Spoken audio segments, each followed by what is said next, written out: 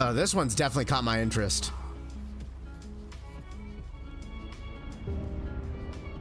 I'm very curious about this game.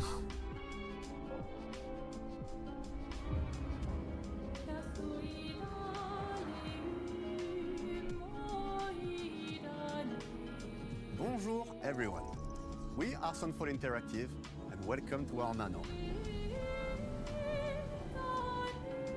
We're stationed in a manor? Are you shitting me? Montpellier, France, working on our first game, Clair Obscur, Expedition 33.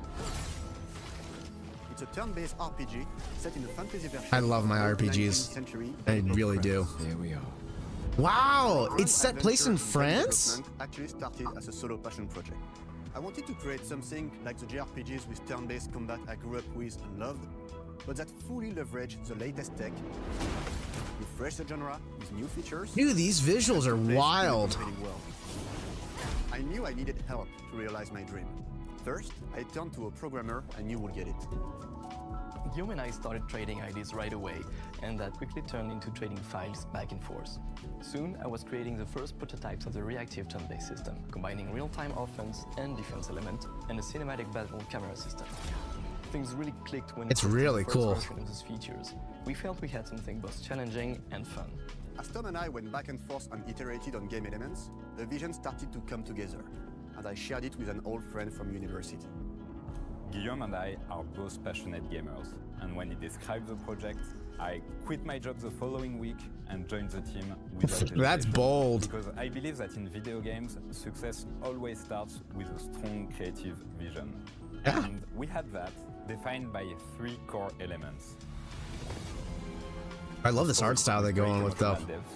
It definitely feels like, it looks like a JRPG, but I am loving this setting. Like, this setting is cool as shit. We founded Sunfall Interactive on these tenets. A group of friends with a shared vision and the drive to make something great. This too is your legacy. Core to every great RPG is a compelling story. Yeah. And Guillaume and I spent 4 years intensively developing and refining ours. And that started with the hook. 67 years ago, a massive slumbering paintress and a monolith appeared with no warning. Once a year, the paintress wakes and paints a number on her monolith, and everyone who has passed that age is erased. Every year that Oh, that's a fascinating concept. Everyone dies younger and younger. Expeditions depart to kill the paintress, determined to fight until their final breath. But She's literally a painting Our story Thanos. follows Expedition 33. Expeditioners. What a fascinating idea. Guillaume and I knew early on that we didn't want to focus on good versus evil.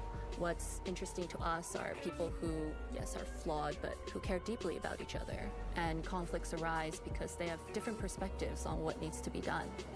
I'm sorry about earlier. We wanted our story to feel dark and mature, with adult characters who feel like real people with real experiences. I'm always missing something that everyone else just gets. The heart of the story is about overcoming an existential threat while struggling with loss and grief.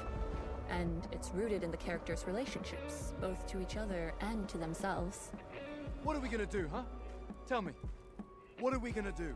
In a world like this, how does one stay hopeful or make peace with their fate? What duty do we owe to each other or to ourselves? These questions are deeply personal to me, and they permeate the story behind the story. Know that Lumiere fights with you. Tomorrow comes Expedition 33. The characters all have their own motivations and perspectives. Gustave and Lune are deeply invested in the expedition, even if they fight all the time. To them, the mission is tied not only to their family, it's central to their identity and purpose. Protocol doesn't cover every contingency. You know that. Contrast that with Ciel, whose darkest days have already happened. What are the stars whispering to you? Actually, I'm the one whispering to them. It's something my dad and I used to do.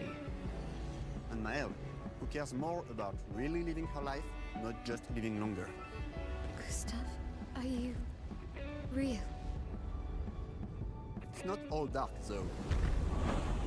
Along the way, they meet various colorful NPCs and recruit Monoko, who is a friendly but kinda bloodthirsty philosopher. Bloodthirsty character. He has a really cool battle mechanic where he can turn into the enemies he defeats. What are you doing? Just need foot. Aha! He's very, very old and has seen many expeditions come and go. He is a Jestrel, which are a group of playful beings who view battle as a form of meditation. They're fun and sort of ridiculous. You'll meet Monoko and many other Jestrels across the game. And of course, there is Esquier, who is one of the oldest and lore-wise the most powerful creatures in the verse. Esquier is that powerful? He will be your mount and help you travel to secret corners of the world. And if you bring him back his special stones, you can unlock abilities for him to access new areas of the world and find exciting secrets. I'm strong, but I'm not that strong. Everyone has their own reason for joining the expedition, and each of them has their own story arc and resolution that we think players will really connect with. Additionally, I don't like it when all the characters wear a uniform color like that, but it makes it work in this one, where everyone's wearing black and a little bit of gold here and there and a little bit of white. I don't typically like that uniform look, but it works in this. It works really well in this. Which gives combat greater intensity and dynamism. During enemy turns, you can negate all damage by dodging or firing at the right time.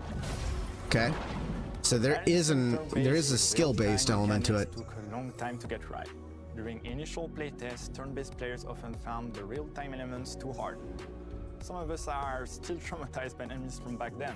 We've done a lot of rebalancing since, and with a lot of iteration, we ultimately came up with a formula that we're proud of. Players who are good at real-time can take more risks, and others can counterbalance with items and strategies. Okay. A big part of that formula lies in the many ways you can customize your character. We spend a lot of time designing each character's unique mechanics and their custom skill trees. Our philosophy is making every type of playstyle viable so that everyone can have fun with how they play the game. Each character has a unique mechanic. Mel switches between stances which can ultimately boost defense or power. I personally like to make Mel the protector of the group, but I'm pretty much the only one at the studio who plays her that way. Most people play her as a glass cannon with Gustav's complementary skills. It's cool that they added a lot of player expression that way. Which in our game are called Lumina. Every character has more than 20 unique skills in the skill Quite the skill trees they got going on here. That's a lot going on there. They can gain through Lumina and weapons. So there are a ton of builds and playstyle to explore. Needless to say, we can't wait to see how you choose to play and what kinds of build you'll design that we probably never even imagined.